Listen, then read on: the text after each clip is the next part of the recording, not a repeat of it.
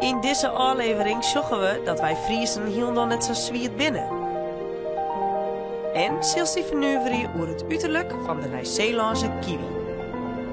Mijn oren weten een aflevering vol met informatie om mijn favoriete onderwerp, eten. En goed om te weten, we hebben deze afleveringen maken voor de band van de basisscholen. Maar wij denken dat volwassenen er echt nog heel wat van opsteken kennen. Leuk dat je zuster naar weer een nieuwe aflevering van Oer de Krees. Bij 4 Friesen om Utens onderzoek je wij het verschil in het leven hier in Friesland en dat in het buitenland.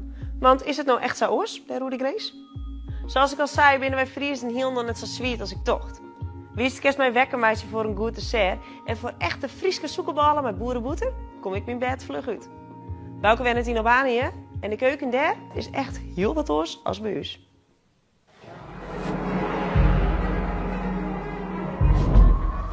Het is heel zwierd. Er valt een stukje zoekenballen nog wat aan.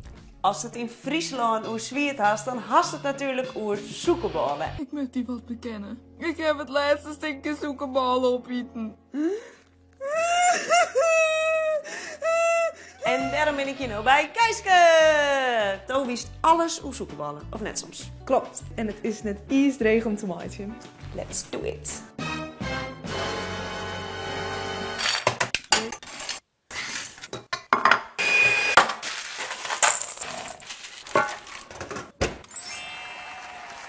Lekker, lekker. Echt heel lekker. En echt wel zwierd. Want hoeveel zoeken je er nou eigenlijk in zo'n zoekenballen? 250 gram. Twaan heel oers. De helte van een hele kilo. Een kwart kilo. Yes.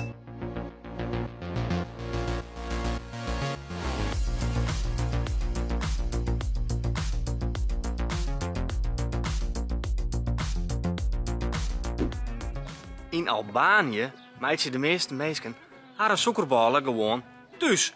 En ik al is het al net echt zoekerballen, maar een oorproduct, er zit zeker net minder zoeker in. Ja, hier op tafel staan al je producten. Ik zie hier al baking soda, boter, mol en aaien. Maar het belangrijkste hier, Cheshire, zoeker op zijn Albanees. The name is Cheshire. The meaning is money sugar. I will use 1,5 kilo.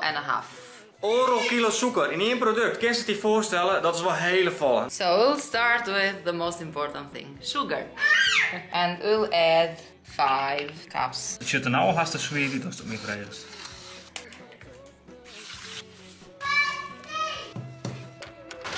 Deze wijn, er zit ook nog zoeker terug in, hè? Maar het wordt nog volle slimmer, want er komt nou ook nog een siroop, vol met zoeker dus, en die wordt oer deze wijn heen jetten. Kies dat ik meidje?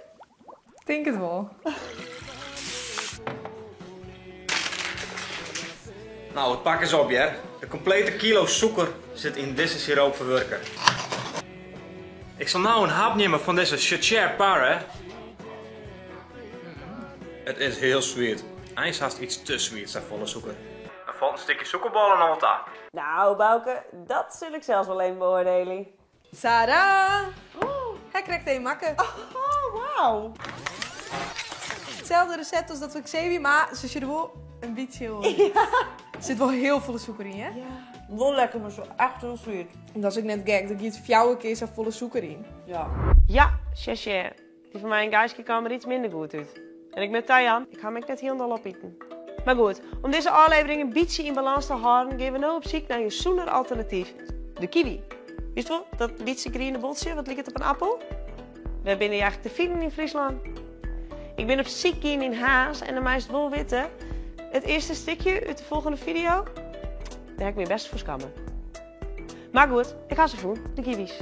En Saskia uit Nieuw-Zeeland, die moest er echt wel een beetje beter haar best voor doen. Nieuw-Zeeland staat bekend om haar kiwi. Echt net, die hebben we erg.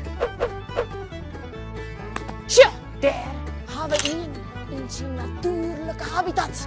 Daar ben de 12 paren. Wow! Zo, die komen heel dichtbij. Nee, ik bedoel net tissen. Maar dissen.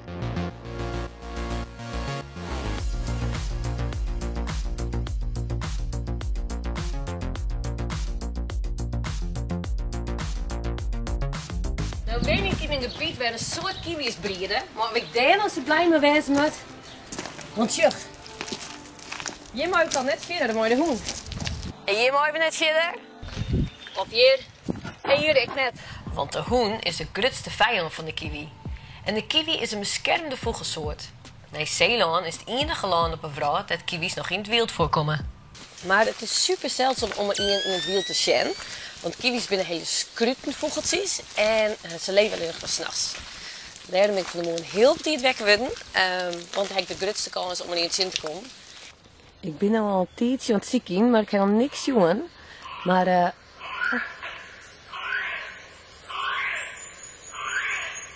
jij is het? Het is een kiwi-vrouwtje. Het is jij, want hij heeft een hele skrille toon. Nou, die moet ze in de buurt wezen.